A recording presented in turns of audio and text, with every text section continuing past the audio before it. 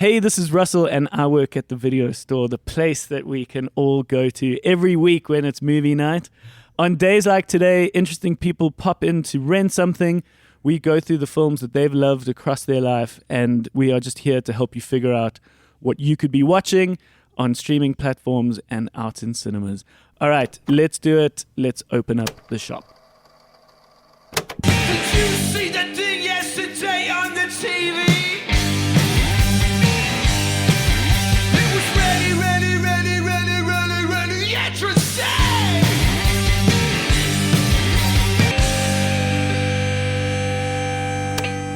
Good morning, guys. Morning, Rusky. How you guys keeping? Good in yourself, dude. I'm lekker, man. Nice. It's nice to see you. We got Graham here, Hello. and we got Marigold. Hi. And today is a special guest episode. Nice. So on Tuesdays every week is when we just chat amongst ourselves. So be sure to tune in for those. But on Thursdays, we have interesting guests pop in. And today, we are going to have our good friend Angie pop in. Angie Batis Durrant is a photographer. She is a blogger. She is a business owner and startup person.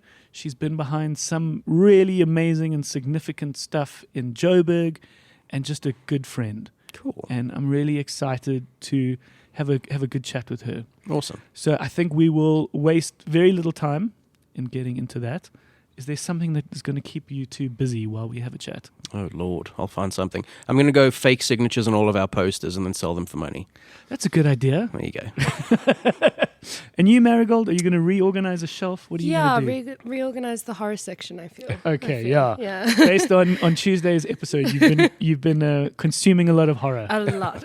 Okay, all right. So we'll have like little stickers that are like Marigold's pick. Yes. Yes. And you're going to put those on your favorites. Mm. All right, let's get into it. This is Angie popping in to rent something. How's it? Hello. How are you? Fine, and you? It is so nice to have you. Yeah, thanks for Come inviting me. Come and visit us here at the video store. Mm. You are someone that's been in and around my life for many, many years. For about 55 years. Hey? But Give what or I love, take. what I love about the podcast is that I don't know whether you and I have ever chatted for 40 minutes nonstop, No. which is exciting. Yes. And that's what I really love about doing this podcast personally, is that I get, a good reconnect with close friends, certain people that I wish to speak more with, Yes. like someone like yourself. This is a great chance. And you've always been on our list of people we'd love to yay. chat to Thank you. for many, many reasons. And then you and I saw each other very briefly at a very fancy Very fancy, hey? Premiere. Silent discos. very fancy premiere for Inside Out 2. And that's when it got reminded to me that you would be a great person to talk to. Let me explain sort of the way I see you is that you've been behind some very cool things. And Wolves was a lovely spot. You have had sort of one of the first blogs that I consumed and knew of. And that was the early inklings of what is now a very common profession. Yeah, absolutely. And it's almost got a funny term to it. Well, it's almost a bit tainted, this idea of saying I'm an influencer. But you were one of the original people who help Oh, I like that. curate Yes. and influence in a good way. Yeah. Because in the early days of social media, Yeah, it was blogging and it was all of that. blogging. Yeah. And you had Lucky Pony, Yes. which is obviously still going as you. Shame, yes. And I always admired, what you did. Whenever you did something, you did it really well. Oh, thank you. Then, sort of third or fourth title down the line is the fact that you're the partner of Shane, the singer of Desmond and the Tutu. So that's how I get to see more of you. Yes. But in your own right, I've just loved all the stuff that you've done over the years. And so I'd love to talk about that and how that initial blog Yeah. has evolved into the photography that you do and the work that you do now, Yes. which is really, how do you how do you introduce yourself at a dinner party? I find this question like incredibly weird to answer because I do lots of different things, but I just sum it up in I'm a photographer, I guess, because I create content for myself, create content for brands, and I don't know. My job seems to change like all the time, which I'm not complaining about. I feel hell of a blessed to be able to actually move from one thing to the other and to be able to control my own time as well. Yeah. But I think I'm a photographer. I don't like using the word influencer because I feel like everybody with a phone these days is an influencer, and it's just so cringy to even say it. So when my friends like introduce me, sometimes they're like, "Oh, Angie's an influencer." I'm like, "Oh, please don't say that." Because And that's why I was afraid to use that word now when introducing you. But in the most really good and a genuine term, that has been what you have always been. I guess so. Yeah. And perhaps that comes as a byproduct of what you do and create. And then for me, when I started the Bioscope, and I've long since said to people that time in South Africa, especially 2010s, was the start of that artisanal, what I'm calling the like artisanal revolution. Completely agree. Okay. Yeah. Right. You get me. So these like, not a flea market, an artisanal market where what is on sale is of really good quality. Yeah. It was the start of the craft beer hitting South Africa. Yes, all of that. And along came you and Shane starting a place called Wolves, Correct. which was people don't, sorry, I'm going to struggle to kind of often explain this, but in a world that was filled with mug and beans. 100%. Okay, yes. you get where I'm going. Wimpy, bottomless coffee. Yeah, and Vida was perhaps the coolest kind of coffee shop we could have. Yeah. Here comes Wolves, which had beautiful art on the wall, and it was more homemade, and it was more you, and it was also a bit of a bar then later at night. Correct, I think on certain nights. You weren't open late every night. No, not every night. And you had bands. So it became a music venue. Yes, so Short art Straw gallery. Played what I you remember called the Howl. show. Yeah. I remember your first show. The entire place was packed. People were sitting on the floor, on the tables, standing outside. You guys were set up like in the middle. I remember it like it was yesterday, actually. It was one of those, I had this thought when I was like walking through, there was almost like a scene out of a movie. Yeah. Like, what is that movie? Almost Famous.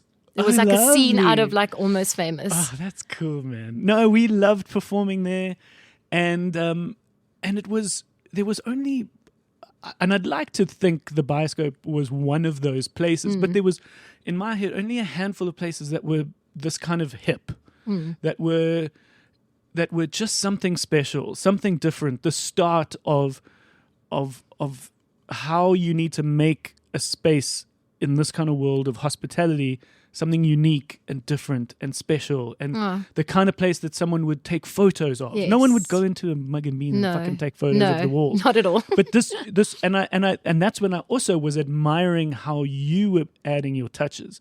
Shane's a stylish guy, but I'd imagine a lot of that art direction was you. Actually, it was the both of us, believe it or not. Yeah. Okay, cool. And so that was just so cool to see. And Wolves was such a special place in Joburg. Yeah, it was. And I'm so glad that you brought that, because now if you are a young, funky, cool person and you want to create a bar or cafe, It's a lot harder. It's a lot harder, but Yeah. you now do a Wolves-like thing. Yes. And that's like the template now that these bars will try and do, and coffee shops will try and emulate. But it's really interesting when you think of who the first few that saw that coming, that were like, fuck, we need to do something different. It's can't just be another coffee shop. It's got to have board games that you can play, and it's idea of it for it came from literally, it was myself, Shane, and our friend Greg.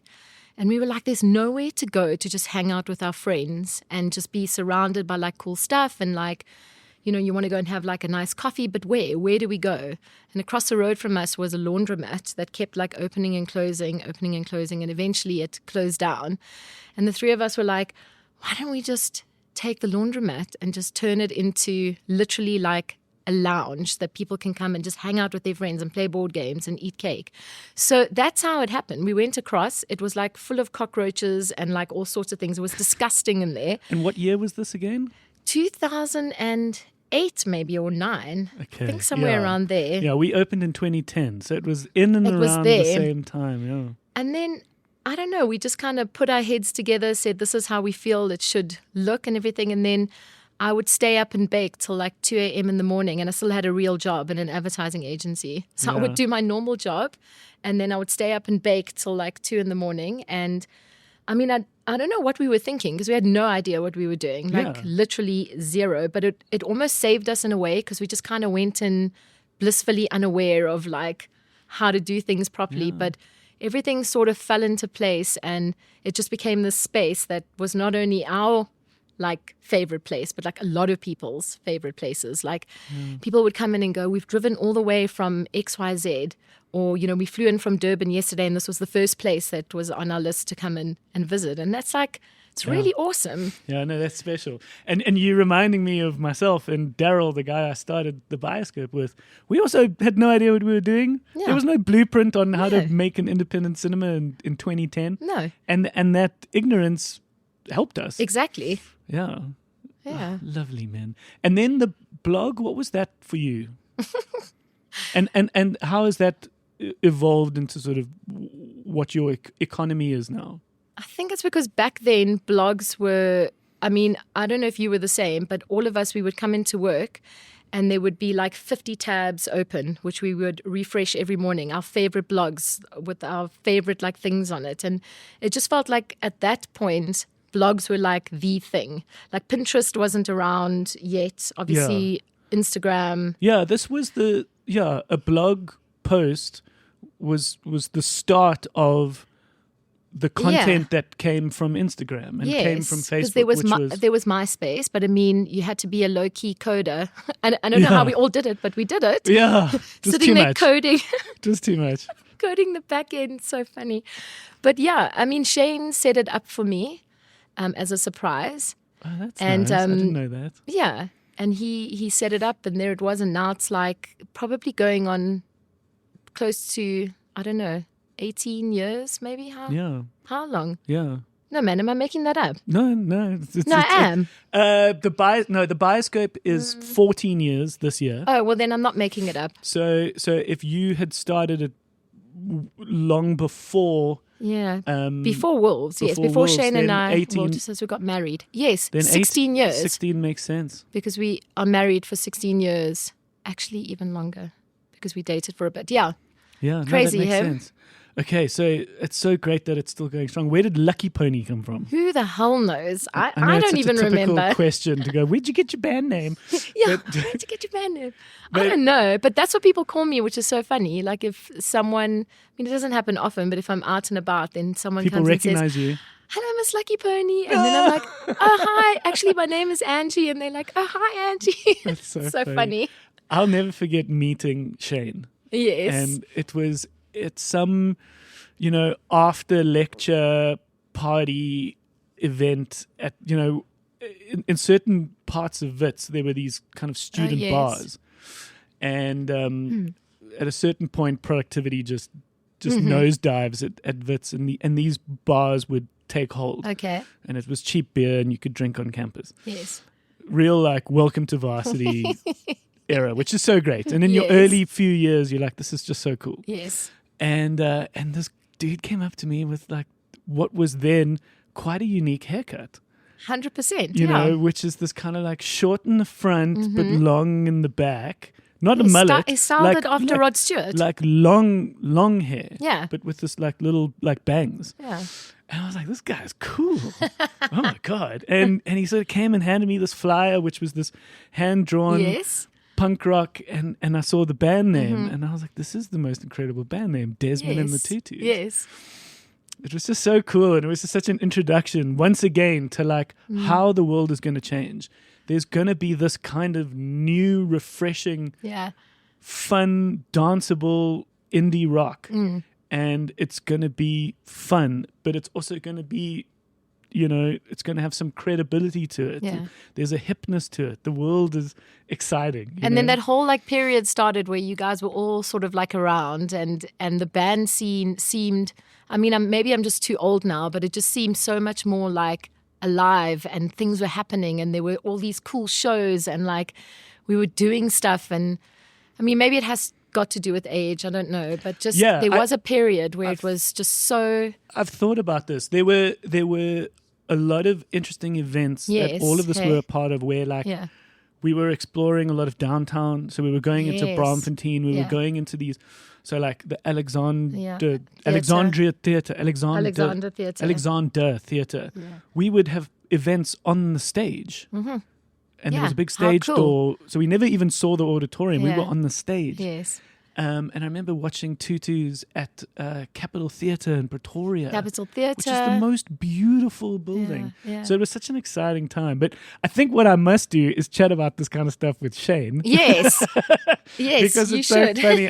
When the podcast first got developed, I backstage once was like, do you think Angie would be keen to be on the show? Because she's someone that I think would be cool to have on. And you can also be on the show. He's like, I'm not much of a talker.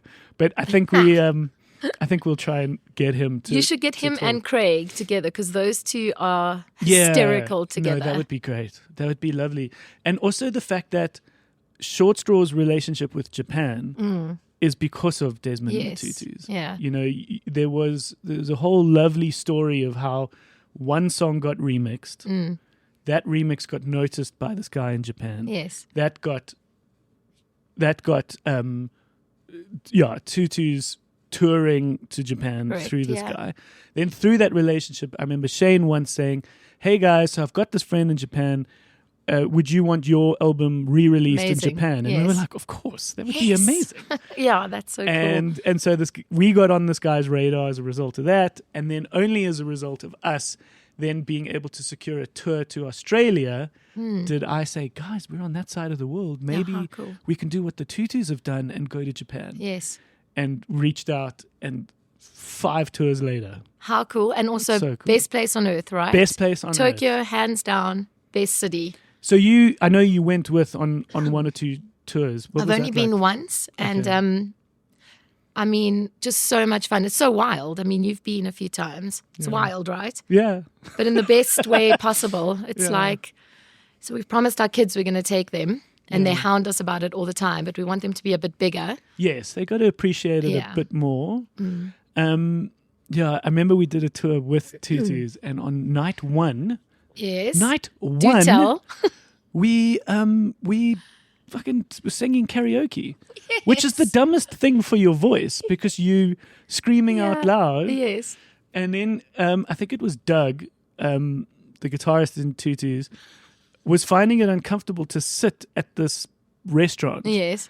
Because you got to sit cross-legged, kind of on the floor. And so he said, fuck this. And he took off his pants. I was going to say, did he take his shirt off? Because he did that a few times. He took his pants off because it's uncomfortable to sit in jeans for sort of longer than a few minutes, cross-legged on the floor. And then we made a joke about your pants, Japans. And then we called it Take Japans Off Tour. Let's call the tour that.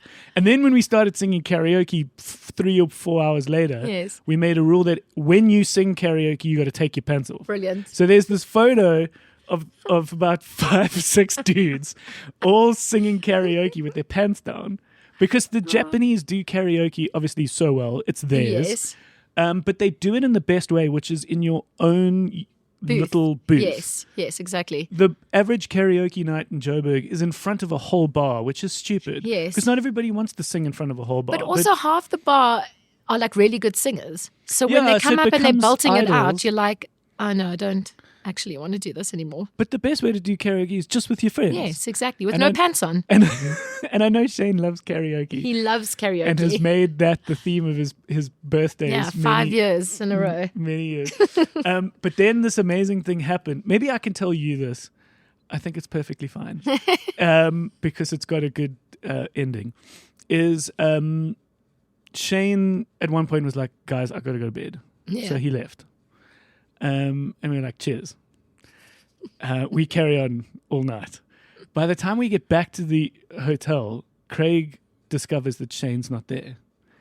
know And the story. Shane and Craig is like up and down the passage in Yeah. his underpants going, I can't find Shane. I can't find Shane.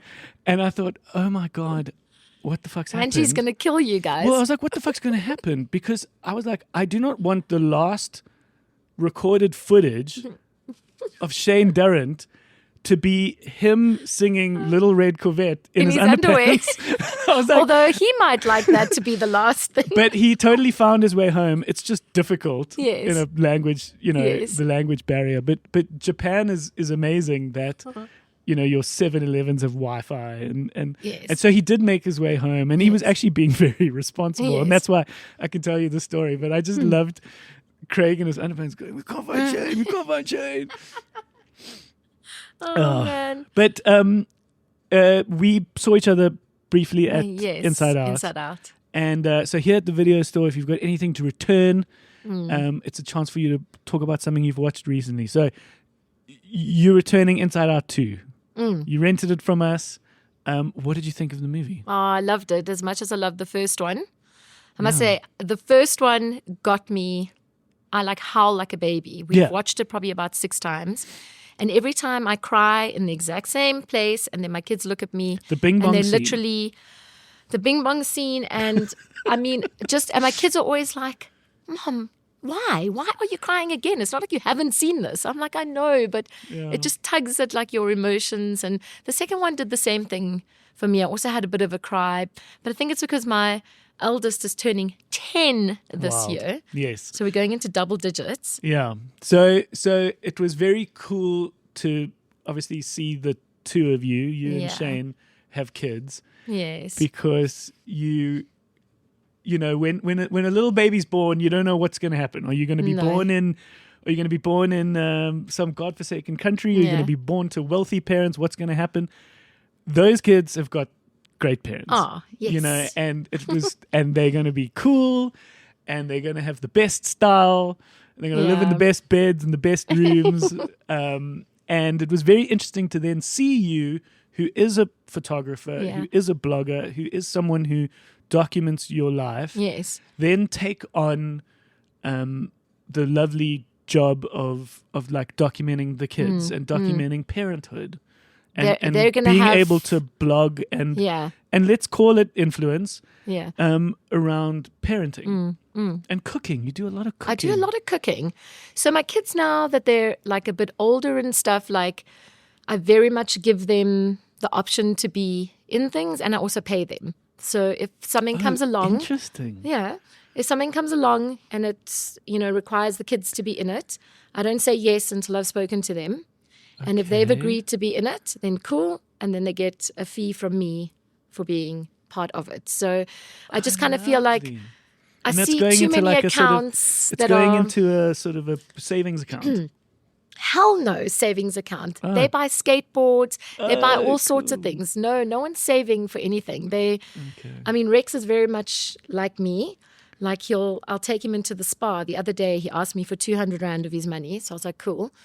4 minutes later, he had come out with like imported sweets. He's like exactly like me. He was just like marching up and down the aisles, not buying like a Kit Kat and a Crunchie. Yeah. He was like Toblerones and this and that. And I was like, yeah, this is definitely my son right here. And what is it when you say it like me? What does that mean? A taste for quality or And wanting also, something? if I want something, I'm very much a type of person that just gets it, because my belief is like we all work super hard to live and to do whatever. So why like deprive yourself of things that you actually want? Yeah. So, which drives Shane insane, because like it's my birthday on Friday. Happy birthday for Friday. Yeah. And he's always like, what am I going to get you? What am I going to get you? Because the Because problem you buy is, whatever you want. yeah, I'm like, oh, I want this, or I get it made, or I go and buy it. And because I just kind of feel like, why not?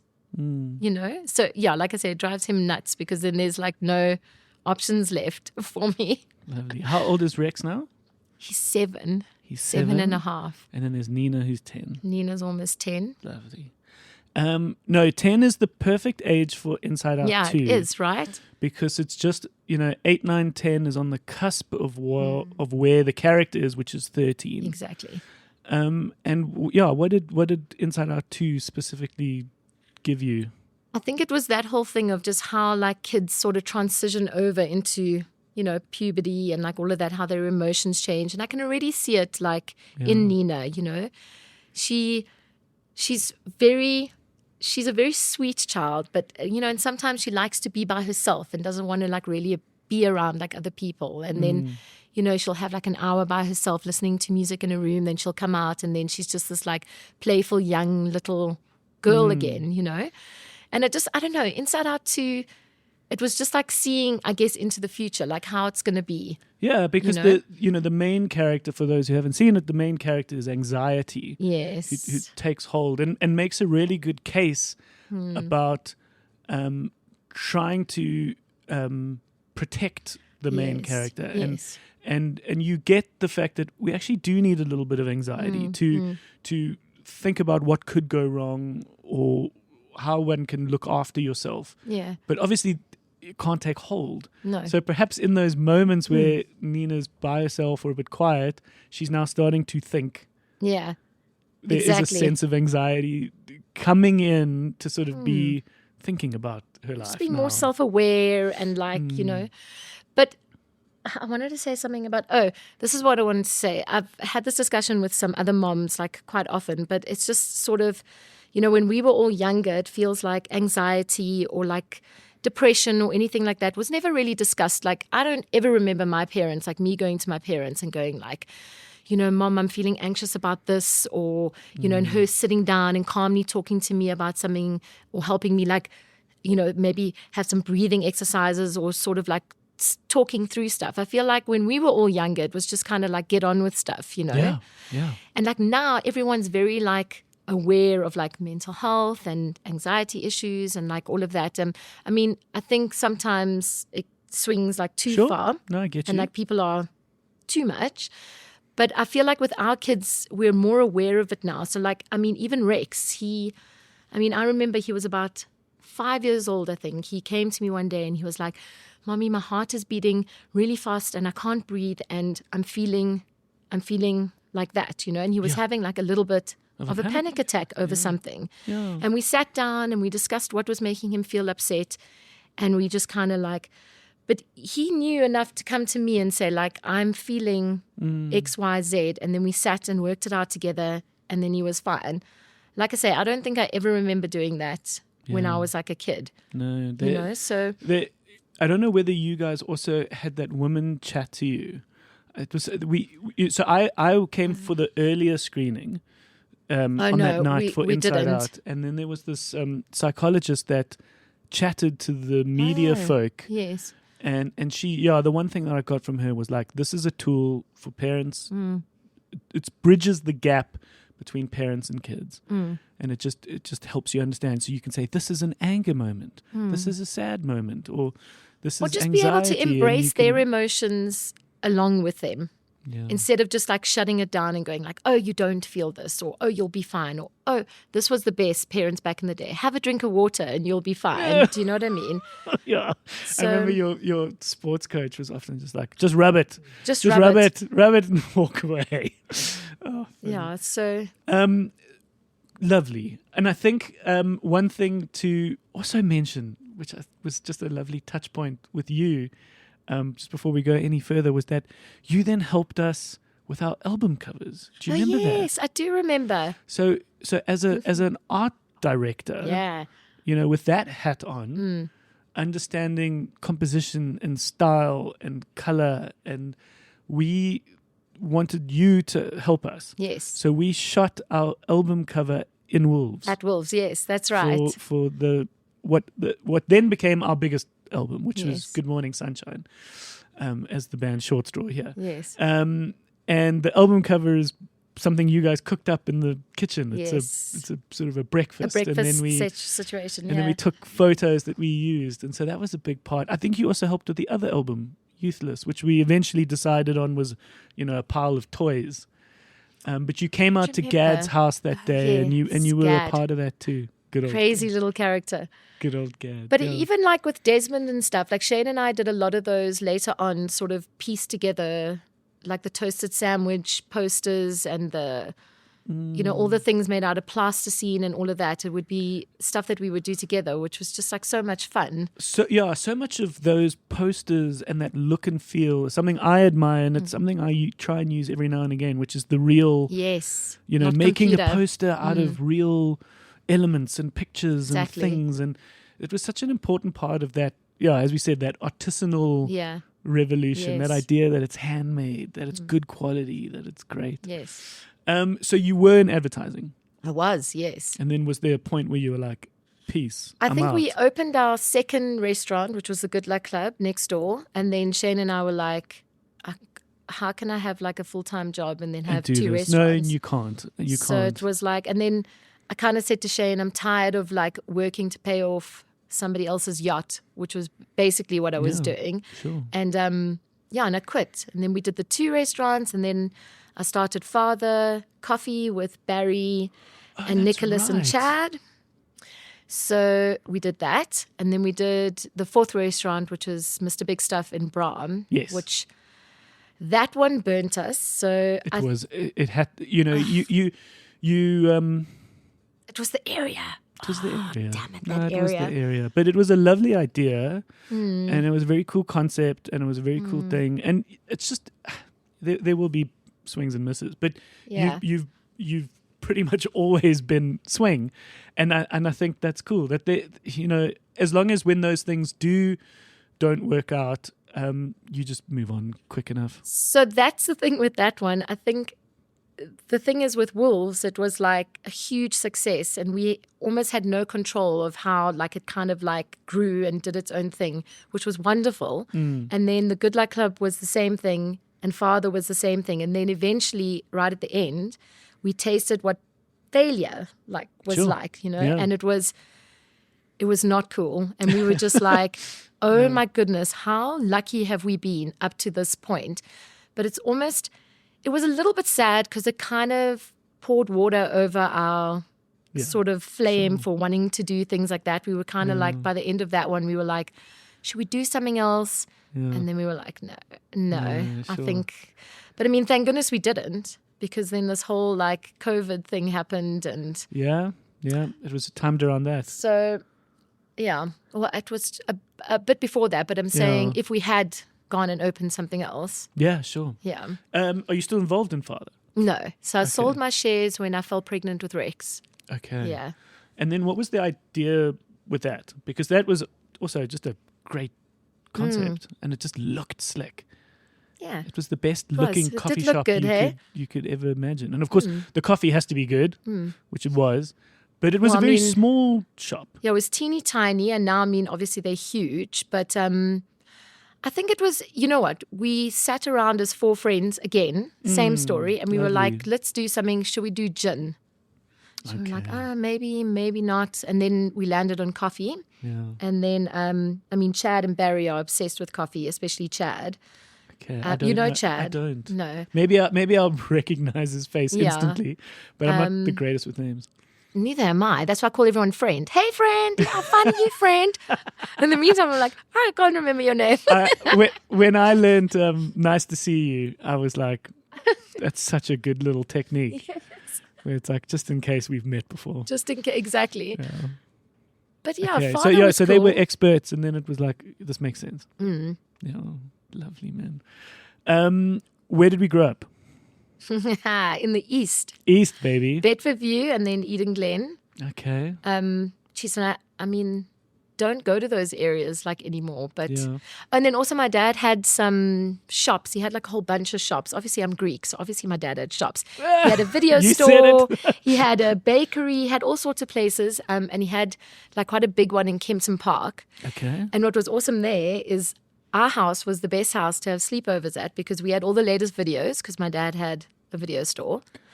And then our midnight feasts were the best midnight feasts, Yeah, 'cause because you we had would the- just go in and like take whatever we the wanted. snacks. So it would Wait, be so like what did he have? What shops did he have? he had a video store, he had a cafe, obviously, Yeah, with a yeah, yeah, bakery that attached vibe. to it. And then, and now he has like gaming stores. Okay. Yeah.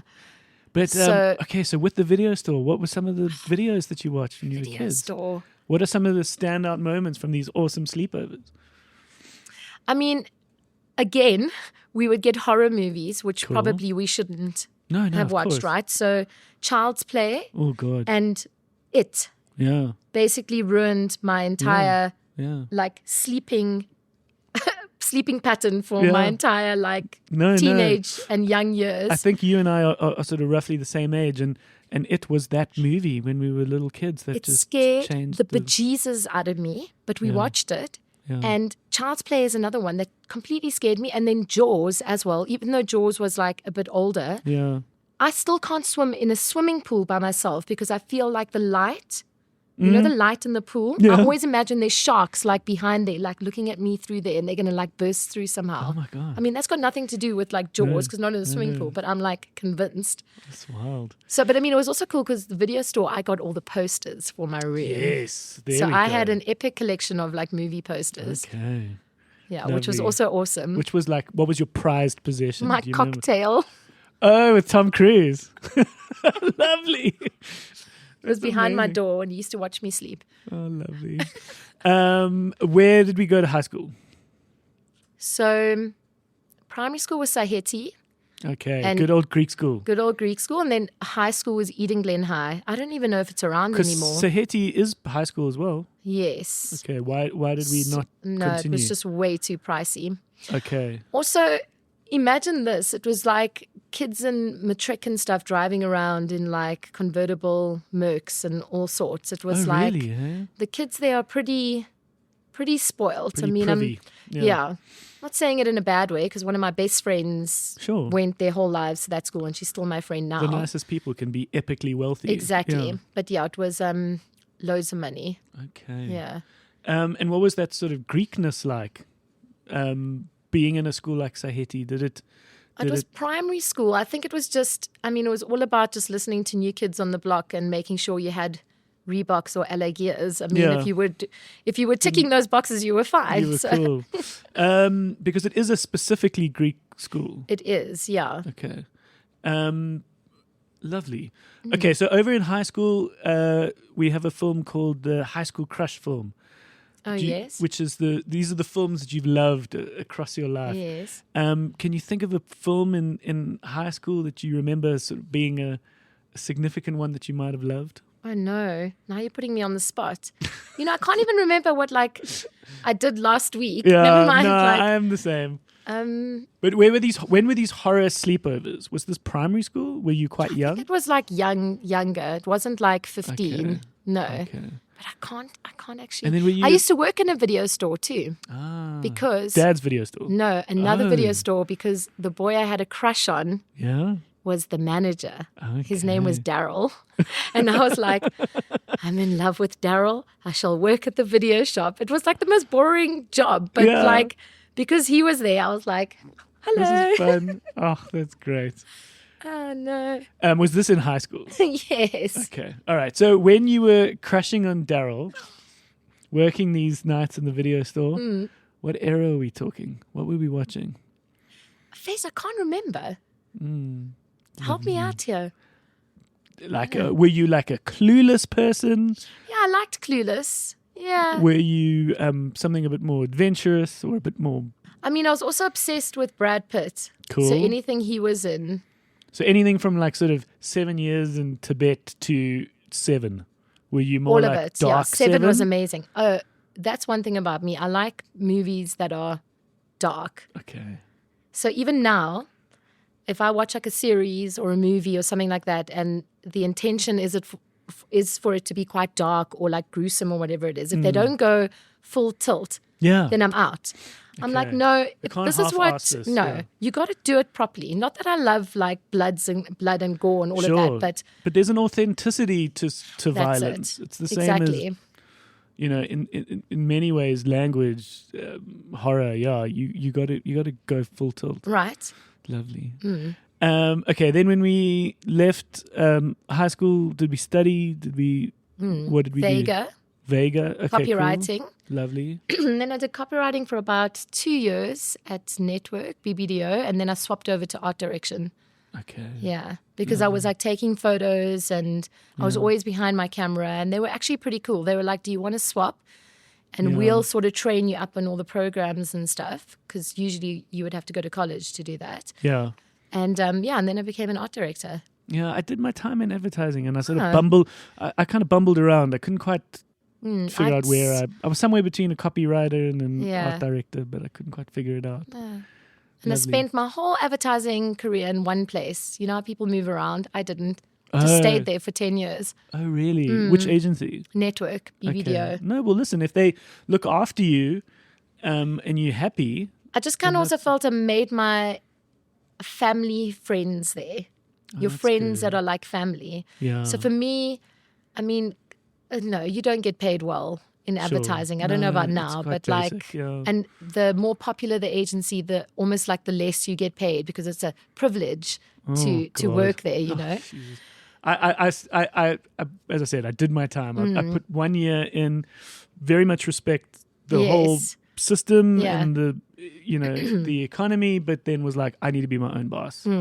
But it very much functions like a soccer league, and it's interesting that you've pointed that out immediately, which is it's about your accolades, how many lorries and you know lions and whatever you've won. And then the agency goes how many they've won, but not how many Angie has made for the agency. No. So they don't look after you. So when you win those lorries, you go, who wants me? Yeah. And if another agency says, we'll pay you this much, you go, cheers, motherfuckers, I'm out. And they don't care because they've got the lorries that they put behind the reception. Care. Yeah. And so... It doesn't. There's no allegiance. There was no commitment, and it not was at just all. this trading and chopping and changing. And it's exactly that, like that. I watched new guys come and go all the time over the course of this year. And I, funny enough, got. I was doing an internship, and it didn't go to me. Okay. This other guy was very deserving, got the job. And he came from a slightly more underprivileged background. So I was like, this is awesome. Yes. He deserves this job. This is great. Yes. Can I stick around for free? Because I'm privileged enough to survive a few months of no pay. And they were like, sure. Because I was like, I'm pretty sure a spot's going to open up soon because I can see how this is working. It's turning over. And then they were like, cool, we'll take a freebie. An educated university graduate for free. And then within a few months, someone left. I was like, can I take that spot? And they're like, yep. And I was like, cool, done. So funny. But what is keeping you busy now? Like, what is sort of a day in the life, so to speak? It's content creation. Not only for myself, I work together with brands on my own channel, but I also create content for brands for their own channels. Okay, that doesn't necessarily have you and your voice. No. And so I've had to learn how to become a videographer. Yeah. Because, I mean, everything changed. Now suddenly it wasn't about photographs, which I knew how to do. Yeah. It was all about now you have to film stuff. Yeah. So, you know, I think I'm pretty proud of myself. I've taught myself like everything. Yeah. You know, it's like I've never been... So you editing it? I'm editing, I'm shooting it, I'm often the person doing the stuff in the videos like as well. And what kind of stuff? Like what is a job... the one I did the other day, for example, on when did I shoot? Thursday, was for Surf Route, and I had to create 10 reels for them, where it was using their syrups, but to create unusual things, so not just like a raspberry lemonade, say. So what is the brand? Surf Fruit. They used to be Surf Surf Fruit. Yeah. So we that's our juice that we have here. Them. Oh, cool. So they were like, give us some things to do. Yeah, here's our 10 syrups, make stuff with them, and then shoot them. Shoot what you're going to do with them. Okay. So that was the last job I did. That was on Friday. And that really is the hard work of where the influencing sort of job really counts is being good at that. Listen, you've got to think of your own little agency, basically. You've got to think of the concept, come up with how it's going to look, art direct the whole thing, shoot the whole thing, edit it and grade it, and then still write the copy that goes with it. And if someone were to see that video and try it, it needs to be yummy. And that is my golden rule. I don't put things out that if I know it's going to taste like crap if you Yeah. make it. It's got to be legit. Yeah. Otherwise, what's the point? No, and that's a lot of work. It's a lot of work. But that's led to me. I'm making a cookbook, which is quite exciting. Oh, lovely. So I got approached to do that by Jonathan Ball Publishers. Yeah, that's a goodie. And so you're busy working on that now. Yes. So they wanted me to use all my images that I have already, which is quite cool. Yeah. So I'm just currently like putting it all together and stuff, and I think it'll come out next year, 2025. That's lovely. I can see the beautiful sort of coffee table book already yes. that you can So- see in the aisles of the shops. Yeah, so I'm going to do that. Lovely, and especially if you found your niche. So for you, a lot of that is cooking, Yeah. specifically baking. I or- love baking. Yeah. Yes. Lovely. We've got a few of these film loves that are, as I said, that we like to use it as a way to understand you and the films that you've loved, because we Yes. think that the films that you've loved make you who you are. Yes, definitely. Can you think of a sort of some of the all-time favorites? What are the ones that you kind of keep coming back to? The kind of comfy blankets that sort of always work for you? It changes now though when you have kids, Sure. because you Well, can't okay, so then- watch like So then, perhaps on that note, yeah. what is the stuff that you've enjoyed watching with the kids? Oh, the Mitchells versus Yes. the Machines. Or How the good is Mitchells that? It is. I've got like top favorite animated films. That Yeah? one sits right up there. It is hilarious. It's so well done. The characters are like amazing. Again, we've probably watched it like 20 times because of me, because I love that movie so much. Mitchell's versus the Machines. It's on Yes, Netflix. It's on Netflix. It's one of the more underrated films I think I've ever seen. I tell everyone, watch that movie. It's so great for adults and for children, both. It's just like fantastic. I begged my sister to watch it because it is about the relationship between the parents and the Yes, kids. again, and once the kid, again. And the kid, it's specifically a dad and a daughter. 100%. And although there's this whole story about aliens Yes. and robots taking over, it's kind of got nothing to do with that. It's all about No, the relationship exactly. between the dad and the daughter, and it's just done so well. Okay, so that's such a great one. And then another one is, I love this movie, The Willoughbys. I don't know if you watched The Willoughbys. That rings bells. I haven't seen it. I think I've heard of it. You've got to watch The Willoughbys. So it's Where is basic. It's that? also animated. Yeah. It's about 4 children who have parents that are like dreadful, Yeah. that just don't pay no attention to them whatsoever. So they make themselves orphans. Okay. Jesus, that's Friend, a bit dark. no, it's so good. It's so good. And once again, the characters are so like complex and strange and just like so out of the ordinary. And I also love like they're not perfect with perfect little noses, and like you know how sometimes everything is animated to look it like can so be so perfect. sweet. Yeah, that Pixar animation. Yeah. But it's not. They're like these strange little red-headed characters, and then the younger brothers are twins, and they like complete each other's sentences, but they're like super smart, but very weird and crazy as well. I don't know. Just look it up. Where is it? Do you know where did you watch I think it was on Netflix too. I don't know if it's there anymore. Okay, we'll find the place for it and put it in the description. Great movie. And then It's a movie. it's a movie. Okay. And old Ricky Gervais narrates it. Okay. Yes. Okay. I think you will love it. No, of course. Nimona, have you watched that? I know of it. I haven't watched it, but the other guys here at the video store love it. And Also love. also just presents the idea of queer in a Yes. way that's just not shoving anything down your throat. It's just there. It's okay for 2 guys to hold hands. Oh, it's you know. exactly.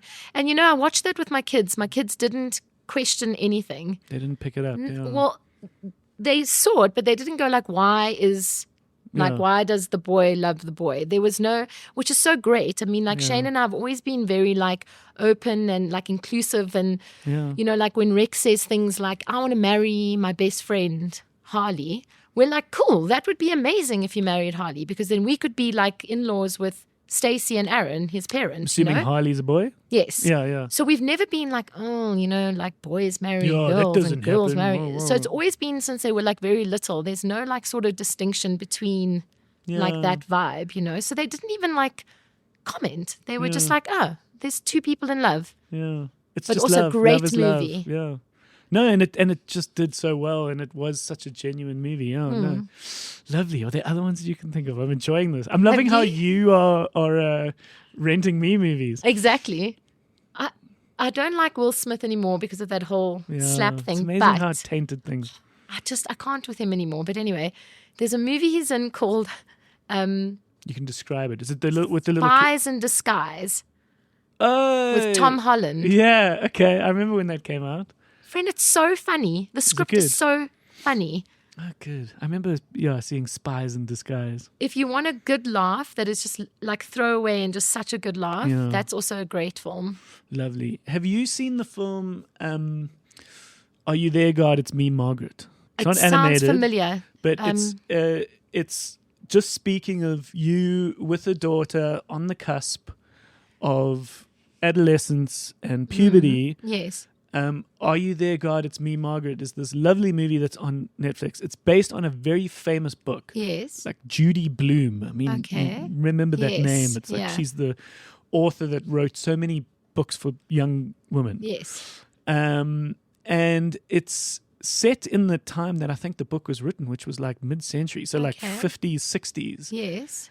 Rachel McAdams is the mom, and it's really all about the perspective of this young girl, 13-year-old, just as she gets her period.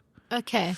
And she's also going to sort of school camp, and she's at this great point where her mom is Christian and her dad is Jewish. Okay. And I think in the 50s that was a bit more of a problem, which is, are you Christian or are you Jewish, and what does it mean? And Kathy Bates is the mom, the grandmother on the Jewish side. Okay. The grandparents on the Christian side were very fundamentalist and sort of didn't like the fact that the mom married this Jewish guy. But it's just a lovely story about her coming of age, this young girl. Oh, I'll definitely look out for it. And she sort of looks to, she's not religious because she hates what religion has done to her family. Yes. But then she decides, no, I think I do need to speak to a God.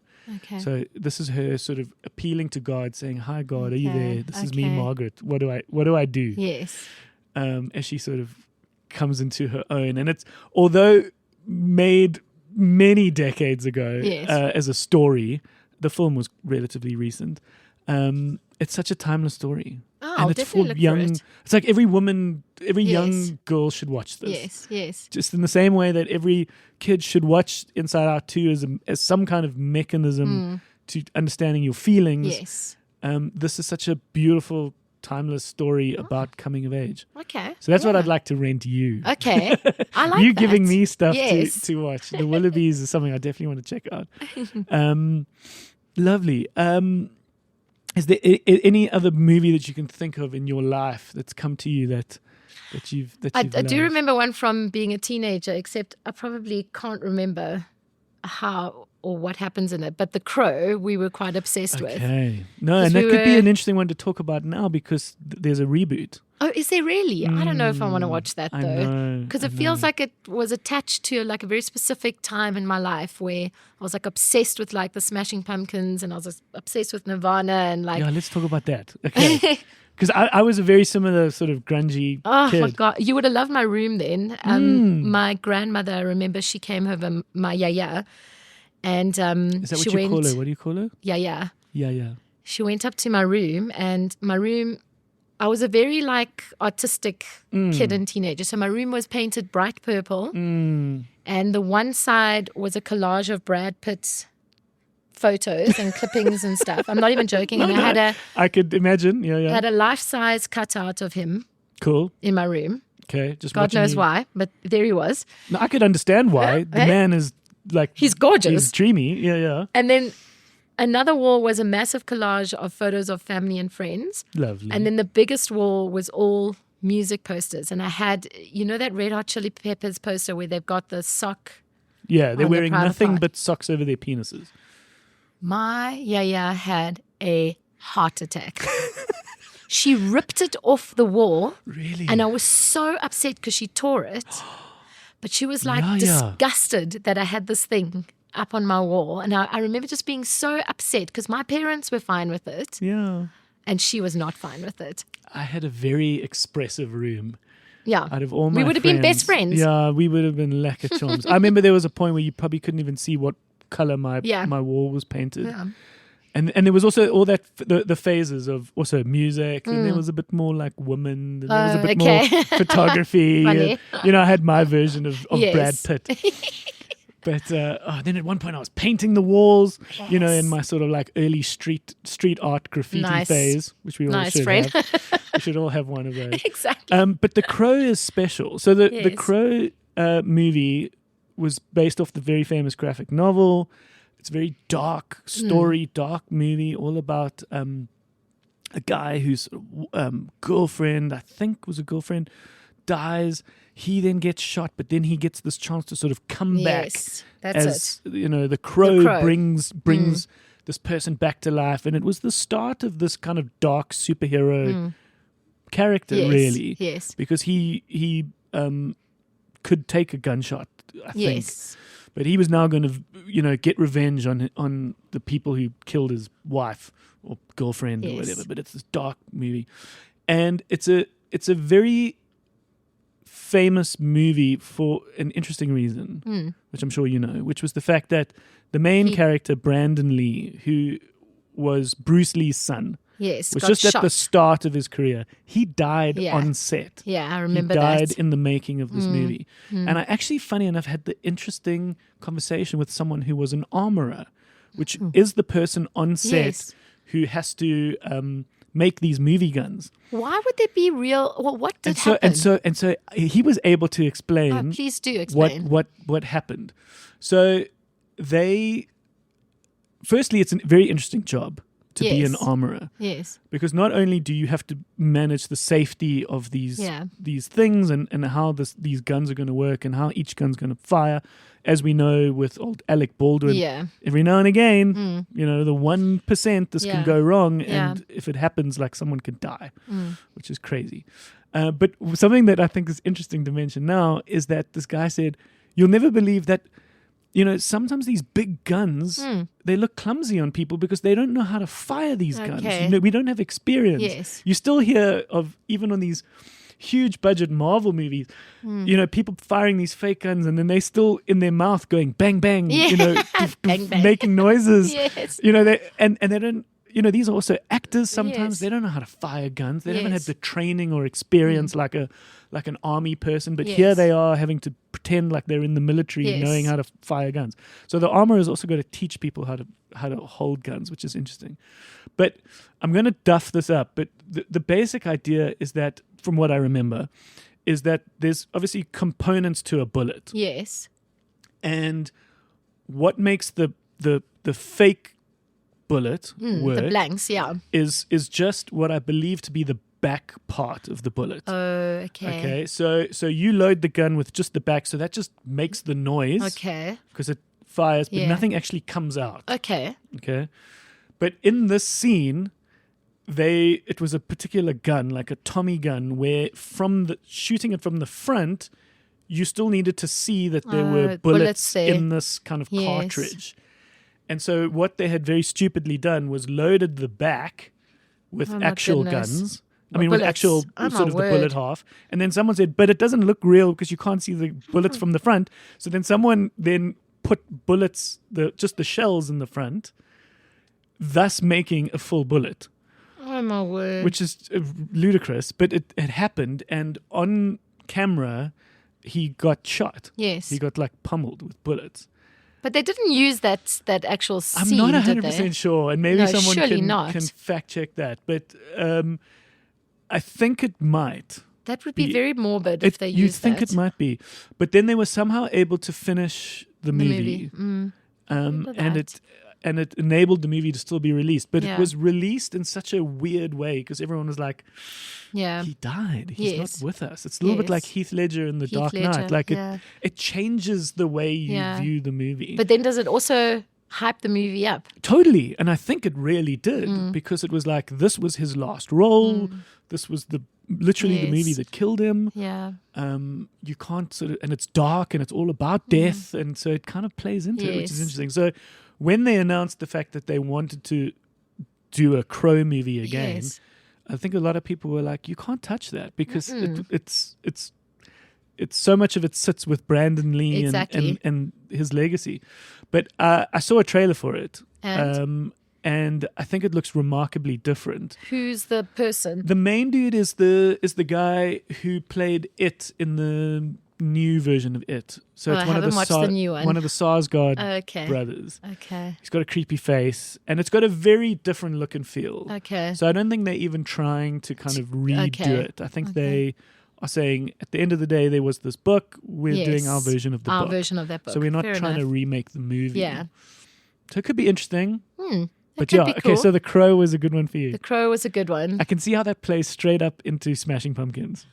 Pumpkins. I mean, I used to queue outside a CD store Yep. to get a copy of a CD as it was being released, like as the stock was coming. Yeah. I had other friends that were as obsessed as me, Yeah. and we used to sit outside and wait for the CD store to open to make sure we got our copy. Did you watch them when they came to South Africa? I did. Yeah. It was one of their last shows ever at the time. I mean, he's like, They've isn't since he come in back. wrestling and stuff now? Like he runs like wrestling guys. There's something isn't weird there about something it. like Yeah. that? He's Billy Corgan, the singer of Smashing Pumpkins, has got a love of wrestling. And he's somehow involved in some kind of like Yes. wrestling league. Yeah. But they Smashing Pumpkins are playing shows again. Oh, are they? Yeah, they're sort of bumbling around the world now, doing the World is a Vampire tour. No ways, really? Yeah, but that's so no, cool.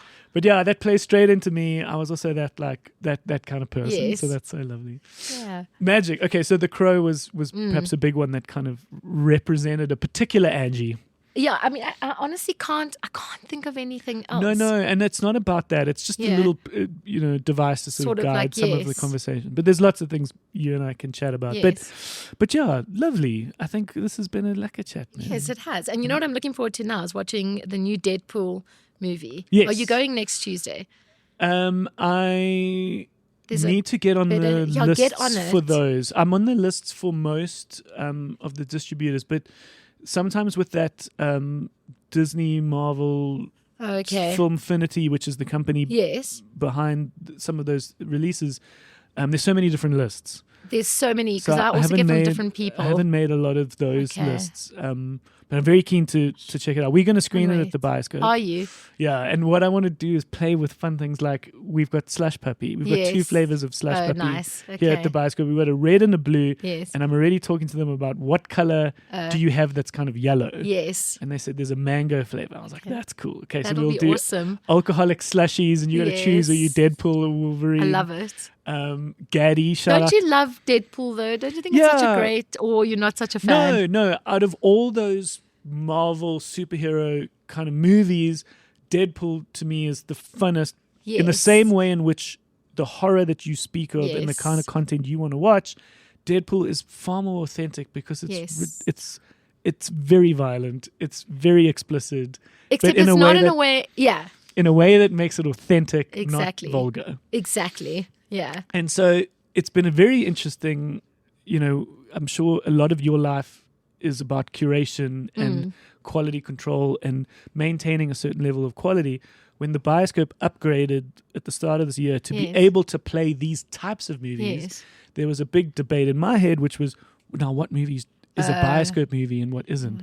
Before, the decision was quite easy. Yes. We didn't have the technology to play Yes. Deadpool, so it wasn't a Bioscope movie. But now it's on the cards.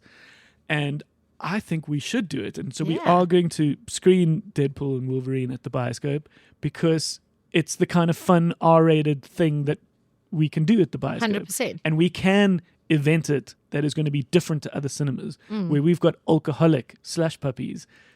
And also, I'm guessing that for 4 people to go to the movies, it's not 1,000 rand with No, snacks, which is what no. I paid a few months ago at Hyde Park. Yeah, no, our tickets are quite a bit cheaper. 1,000 rand, friend, for popcorn, slush puppies, and 4 tickets to go watch some lame movie. Yeah. I was like livid by the end of it. No, I was like, it "Are you gets serious?" pricey. It gets pricey. And old Gad, our friend we were Yes, talking about Rock earlier, Candy. a member of Short Store, also makes, and also a video store person, makes rock candy Yes. with, pictures My and kids are characters. obsessed with that stuff. Yeah, Gad Rock. We sell it at the Bioscope. So I'm talking to him about making little Deadpool ones and Yes, little Wolverine awesome. ones. So we can do that. And we've also got the gift shop Exactly. where we'll have Marvel characters Yes. on sale. And So you can have like so much fun. Like you say, you can Yeah. curate it a bit more. it can be that much more different, which Exactly. is exciting. Yeah, so are you excited for that? Yeah. Funny enough, I am. I really am. Yeah, because it will know. be different. It will Exactly. be. It's poking fun at Marvel. Exactly. And I just love that where the very thing that you think is cringy, it's making fun of that. Yeah. Which is cool. And that's what was special about Hitman. Have you seen Hitman on Netflix? I couldn't, friend. No, well, let me tell you, Yeah. it is poking fun at the very movie you think it is. So I what you watched think 25 minutes and I gave up. Oh, okay. So you I was did like, give it no. a try. I was like, I can't do this. Okay, I don't know it is- why. it is such a Is fun, it? good movie Must because maybe give it another chance. you think it's going to be this. I'm secretly an assassin. Oh, I'm keeping this from you. Yes. But it's not that. It's poking Okay. fun at the Netflix movie where everyone's an assassin, Okay, maybe I should give it another and it's chance. smart. It's Richard Linklater, who's a Okay. really good filmmaker who makes like beautiful, amazing movies. All right. And this is his like Netflix movie Okay. about hitmen, but it's about the joke of being a hitman, Hitman. not actually being a hitman. Yes. It's great. Well, maybe I'll give it another chance. So Maybe I give bailed on another it. whirl. Okay. I did. Lovely. You've still got me trying to think of movies I loved back when I was younger. And I'm going to say Pulp Fiction, even though that's probably like a fan favorite for like No. a gazillion people. It But doesn't Pulp come Fiction up was as amazing. often, but Pulp Fiction is cool. Amazing. Also, Loved it. also violent. And I know, also, I'm starting to sound like there's something wrong with me No, here. I'm like, give me all the violence. no, but there's been a few times, and I've mentioned this before, where I'm not sure whether people remember exactly what Pulp Fiction was like. Yes. There was cocaine overdoses and like gimps in the basement that would like sodomize you. Like it's a it's wild. movie. Yeah. But that's what made it so authentic. And Saying gimps in the basement. You know what I watched the other day? I watched is it called Babylon? the Brad Pitt Margot Robbie, and it was amazing. movie. Okay. So when it came out and it was like Got a happening and little stuff, bit I never lost. Yeah, I never watched it. people had higher hopes for it when it was released, and it got a bit confused, and it didn't do as well as people thought. I watched it on the plane Okay. going to Sri Lanka. Oh yeah. I loved every second of it, but it could also be because obviously Brad Pitt's in it, but also Margot Robbie is just Yeah. like a goddess. So it's Yeah, like it was made by the same guy behind La La Land. I haven't watched La La Land. and some of those Damien Chazelle. Have you watched that movie? I haven't watched Babylon? Babylon. No. It was really good. okay. It was I was pleasantly surprised. I was like, good. wow, That's okay. now come to a major platform. I think it's on Netflix now. Yeah, you must watch that one. Yeah. And Lovely. then It's one all other about- one. Yeah. Except again, I'm probably not going to remember the name correctly. It's about like two Irishmen that are best friends. The Banshees of Inisherin.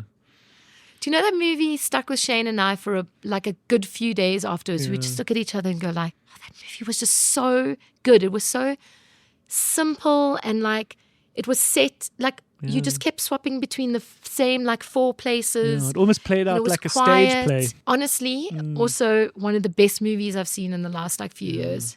Are you rowing? I didn't think we were rowing. Yes. That's like It beautiful. was amazing. And then it gets dark. And then it gets dark. But still just like cinematically too though. It was so beautiful. Yeah. And it was just like pretty. oh, And sorry, just knocked this. no, it's fine. And what's great is that there is that war that's just happening on the other side of the water. So you hear the sort of the gunshots and the war in the background. In the but background. It's just a setting. Subtle. It was very much a stage play. Yeah. Just beautiful. About two friends that just sort of drink at the Irish bar, and this is set in Jesus. Was it 1929 or something? 20s, yeah, Hey? 20s or 30s. We're still in sort of a there were still sort of donkey carts Yes. in this little village. Where the one character just doesn't want to hang out with the other guy Yeah, anymore. shame. And he sort of says, "But did I do something wrong?" And he's like, "No, Yes. I'm just tired of you. Yes, I'm sick of that's listening to you 100% talk." it. And it was about him going, I want to do more with my life than Yes. sit around and talk shit with you. Yes. And you just couldn't believe that he's lost his friend, and His only friend.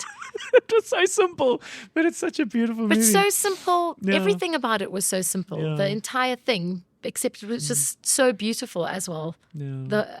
I don't know. No, that's a lovely film. It's an awesome film. Yeah, lovely. Yeah. Cool. Well, listen, thank you for your time. Pleasure. Have I chatted your ear off? I loved it. I loved Okay, every minute good. of it. Thank you. Yeah, and thank you. just I just, as I said, I've always admired everything that you've done. Thank I you, think friends. it's always Very done sweet. at sort of such a great quality, and it's just been, and you produce a lot, which is great. So even though we don't always see each other, like it's one of those friendships where I think I can see quite a lot based on what you put out. Yes. Yeah. And it's cool to have seen the kids grow up. Yeah. And In the and- blink of an eye, yeah, hey? no, it's lovely. Cool. Awesome. Well, listen, thank you for your time. Thank you. And we'll see you soon. We'll see you soon. Cheers. Bye.